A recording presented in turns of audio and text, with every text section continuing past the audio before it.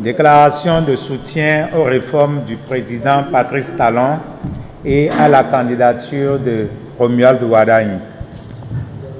Chers camarades, mesdames et messieurs, distingués invités, ce jour, samedi 7 mars 2026, nous, collectif des fonctionnaires de la police républicaine, retraités d'office, sommes réunis en ce lieu pour parler à nos enfants, à nos parents et à tout le peuple béninois. En saluant d'abord la détermination et la vision transformatrice du président Patrice Talon depuis bientôt une décennie. Pour avoir été fonctionnaire de police pendant plusieurs décennies, nous sommes en capacité de mieux comprendre et de nous approprier les enjeux de développement de notre pays, le Bénin. Si nous vous adressons ce message aujourd'hui, c'est pour témoigner d'un cheminement, à la fois individuel et collectif. En effet, le 22 janvier 2024, notre mise à la retraite d'office avec effet immédiat pour compter du 1er février 2024 fut initialement une épreuve douloureuse, voire incomprise. Cependant, l'épreuve a laissé place au dépassement de soi et au déclic. D'abord, il est juste de reconnaître que le gouvernement nous paie nos pensions de retraite. Il nous a payé aussi des frais d'accompagnement à la retraite. Mais au-delà, notre situation de retraité d'office nous a permis d'appréhender la vision du chef de l'État sous un jour nouveau. Ce qui semblait être une fin est devenu une opportunité, celle de l'auto-emploi, de l'innovation, de l'entrepreneuriat et de la reconversion professionnelle. Une vision dynamique de la vie et de recherche d'efficacité qu'a toujours prôné le président Patrice Talon.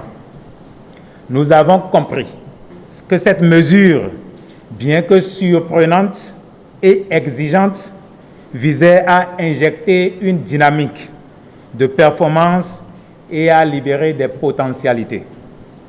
Aujourd'hui, nombre d'entre nous s'illustrent comme consultants internationaux, entrepreneurs, formateurs, acteurs politiques ou experts en sécurité, prouvant ainsi que la vie professionnelle ne s'arrête pas dans une seule entreprise ou dans une seule activité. Face à cela, nous avons compris que ce que nous prenons pour un mal au départ est en réalité le plus grand bien qu'on pouvait nous faire au cours de notre carrière qui tendait même déjà à sa fin. D'ailleurs, dans les pays dont nous rêvons du développement, travailler toute une vie dans un domaine est quasiment impossible.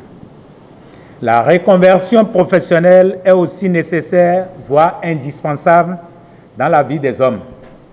Alors, pourquoi pas chez nous? Et c'est ce que nous avons fait.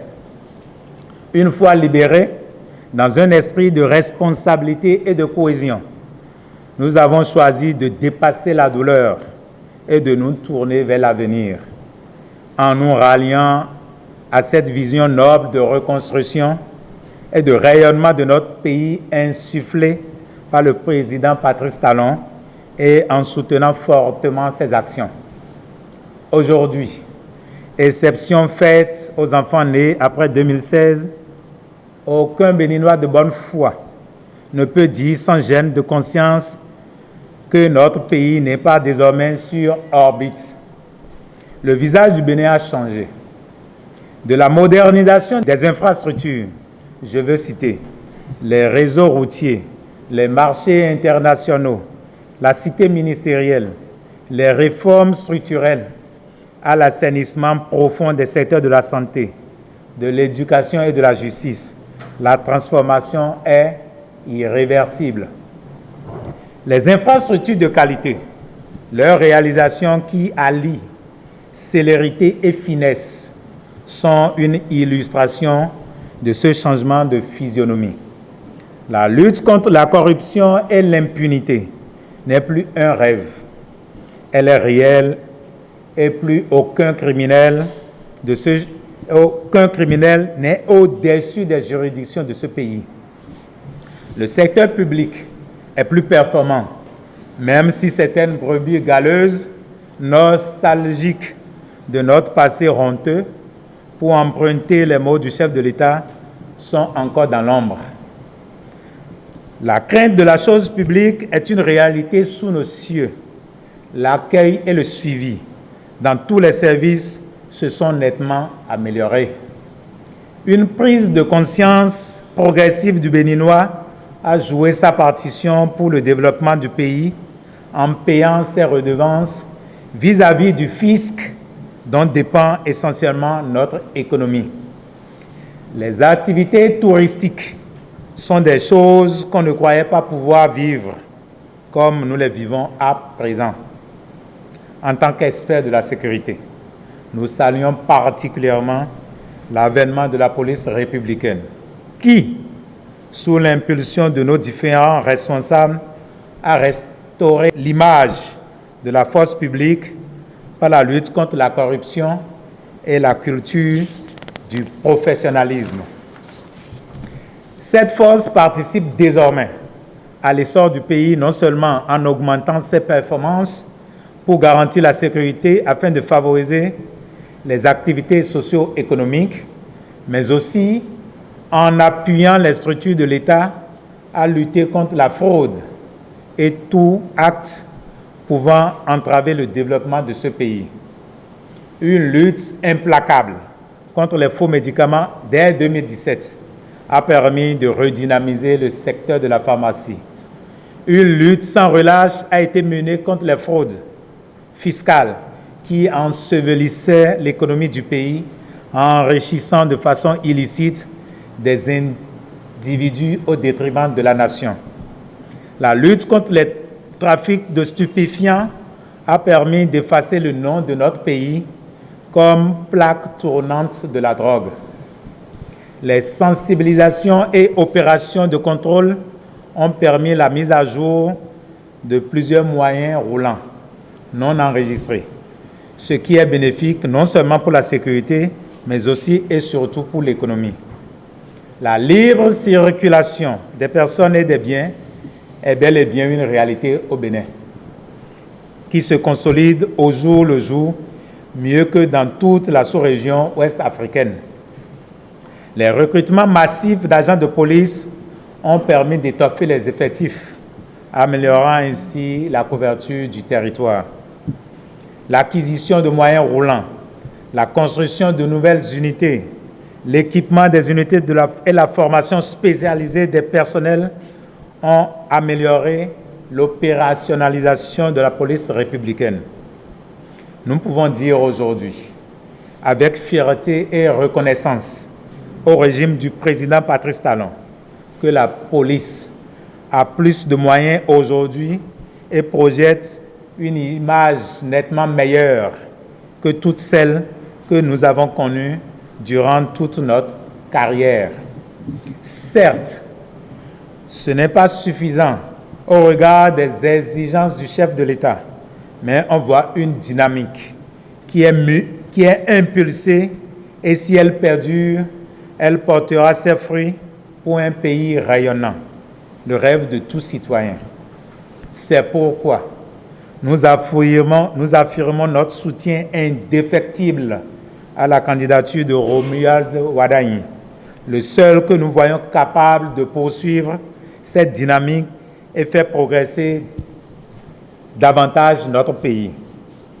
En effet, le ministre d'État, ministre de l'Économie et des Finances de notre cher pays, M. Romuald Wardani, s'est distingué par son sens élevé du devoir, sa rigueur professionnelle et sa capacité à fédérer autour de lui des femmes et des hommes porteurs d'idéaux de développement et de cohésion sociale.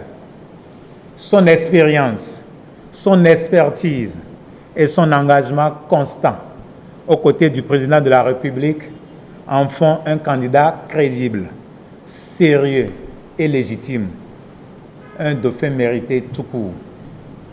Mais, au-delà de la personne, c'est une vision, une volonté de servir que nous avons choisi d'accompagner.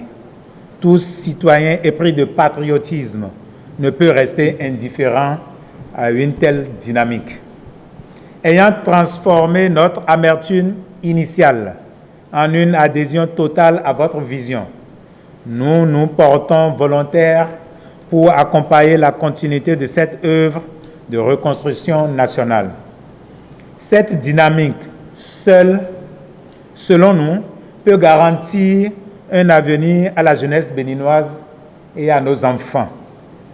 Fort de notre expertise sécuritaire et de nos compétences pluridisciplinaires acquises dans le secteur privé, nous sommes prêts à notre expérience au service du pays et à soutenir les actions futures du gouvernement.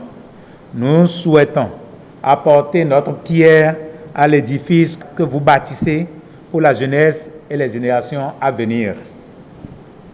C'est avec fierté et loyauté que nous réaffirmons notre soutien à la dynamique de la rupture, seule voie capable pour garantir au Bénin son rayonnement sur l'orbite du développement. Nous prenons l'engagement ici, ferme, de rester mobilisés, de mettre à disposition nos compétences et nos réseaux et de contribuer activement à l'obtention d'une adhésion massive de la population pour que cela se sente dans les urnes à la fin de la journée du 12 avril 2026. Vive l'engagement républicain, vive l'engagement citoyen, vive l'engagement politique, vive le Bénin. Je vous remercie.